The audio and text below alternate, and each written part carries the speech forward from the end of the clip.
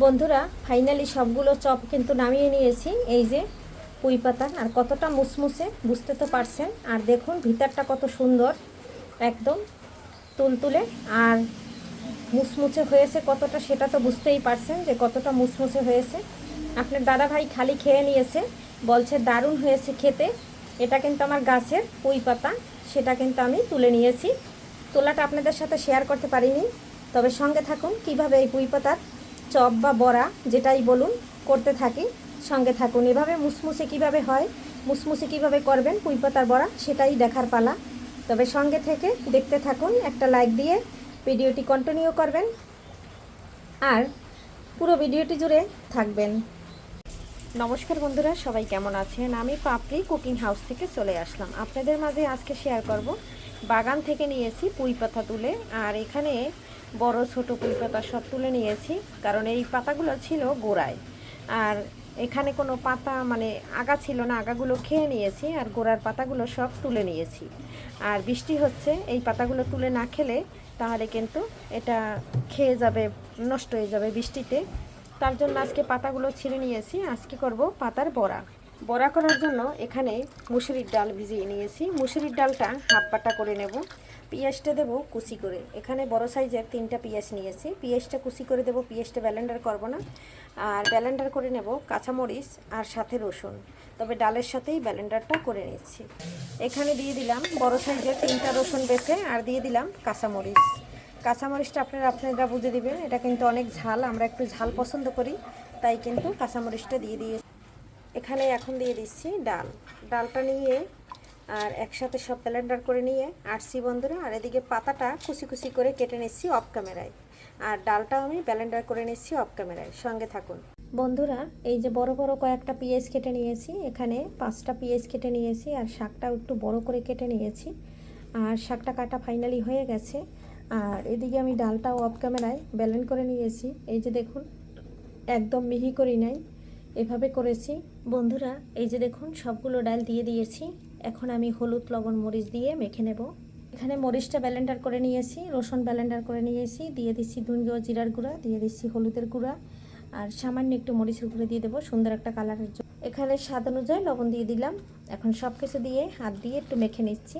আর আগে কিন্তু আমি পুঁই পাতাটা নরম করে নিই নাই, যেহেতু পাতাটা একটু আস্তে আস্তে থাকবে, একটু পেঁয়াজটাও বেশি করে দিয়েছি, এর জন্য কিন্তু এভাবে একটু মেখে আমি আধা ঘন্টার মতো রেখে দেব।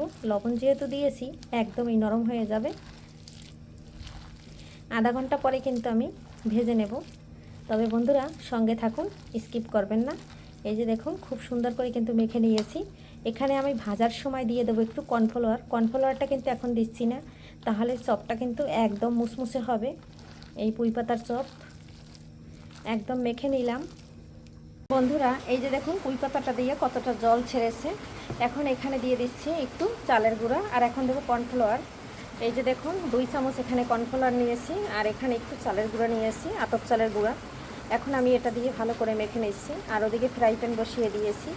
খুব সুন্দর করে কিন্তু আলতো হাতে মেখে নিতে হবে। পাতাটা একদম নরম হয়ে গেছে, পেঁয়াজটা নরম হয়ে গেছে, যেহেতু আমি আধা ঘন্টা মেখে রেখেছিলাম। ভালো করে মেখে নিয়েছি। এখন আমি অল্প তেলে এটা ভেজে নেব। আপনারা চাইলে আরও বেশি তেল দিন।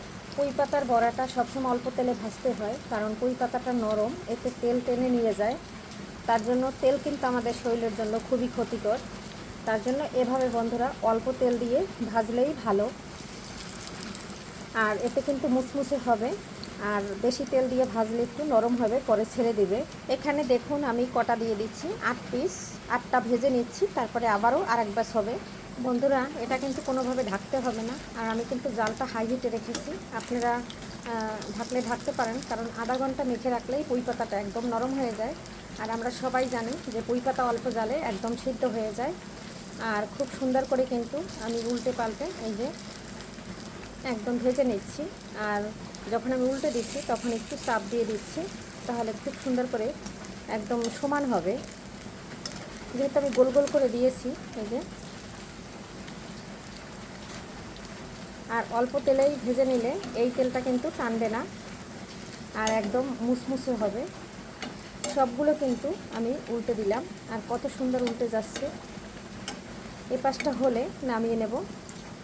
এদিকে দেখুন উল্টে পাল্টে বড়াগুলো একদম ভেজে নিয়েছি। আমি যতটুকু তেল দিয়েছি সম্পূর্ণ কিন্তু টেনে গিয়েছে, এর জন্য কিন্তু কম তেল দিয়েছি। আর বড়াগুলো কতটা মুসমুসে হয়েছে তাই দেখুন বন্ধুরা, বুঝতেই তো পারছেন যে কতটা মুসমুসে হয়েছে। নামিয়ে নিচ্ছি। আর এরকম মুসমুসে করে বন্ধুরা একবার হইলেও ভেজে খাবেন। পদ্ধতিটা যদি ফলো করেন আপনাদের বড়াগুলোও একদম মুসমুসে হবে। এটা পুঁই পাতা চপ বলতে পারেন। এক ব্যাচ তুলে নিয়ে অপর ব্যাচও এই যে অল্প তেল দিয়ে দিলাম খুব সুন্দর করে। বন্ধুরা জালটা কিন্তু হাই হিটে রেখেছি, আপনারা একটু হাই হিটে রাখবেন। এখন আমি বড়াটা একটু ছড়িয়ে দিচ্ছি, তখন আমি মুঠো মুঠো করে দিয়ে দিয়েছিলাম। আর এটা কিন্তু খেতে, বাহিরে আছে ওয়েদারে বৃষ্টি, আর এরকম নাস্তা খেতে যে কতটা মজা চায়ের সাথে। আর আপনারা চাইলে টমেটো সসের সাথেও খেতে পারেন, এটা ভাতের সাথেও খাওয়া যায়, ভাতের সাথে পোলাওর সাথে একদম জমে যায়। এতটা মজাদার একটা রেসিপি। আর দেখুন বাহিরে কি অবস্থা, বৃষ্টির প্রচুর বৃষ্টি হচ্ছে দেখুন বন্ধুরা। এটা আমার রান্নাঘরের গ্রিল, আর রান্নাঘরের ভিতর থেকে আপনাদের দেখাচ্ছি। দেখুন আমার গাছে কুমড়ো ফুল ফুটেছে, কত সুন্দর কুমড়ো ফুল ফুটেছে ওই যে। আর আমি কুমড়ো ফুলের বড়া বানাই, কিন্তু সেটা আপনাদের সাথে এখনও শেয়ার করি নাই, দেখি শেয়ার করব। খুব সুন্দর করে উল্টে পাল্টে দিলাম, আর আপনাদের বাহিরের একটু ছিনারিও দেখিয়ে দিলাম। বন্ধুরা ফাইনালি কিন্তু সবগুলো ভাজা হয়ে গেছে। এই যে দেখুন উল্টে পাল্টে খুব সুন্দর করে ভেজে নিয়েছি। আর যে তেলটা দিয়েছি সেটা কিন্তু আমার পুঁই পাতার চপে কিন্তু খেয়ে নিয়েছে। তবে এর জন্য বন্ধুরা বেশি তেল দিয়ে ভাজার চেষ্টা করবেন না, তাহলে কিন্তু ওই তেলটাও ও খেয়ে নেবে, একদম শুষে নেবে।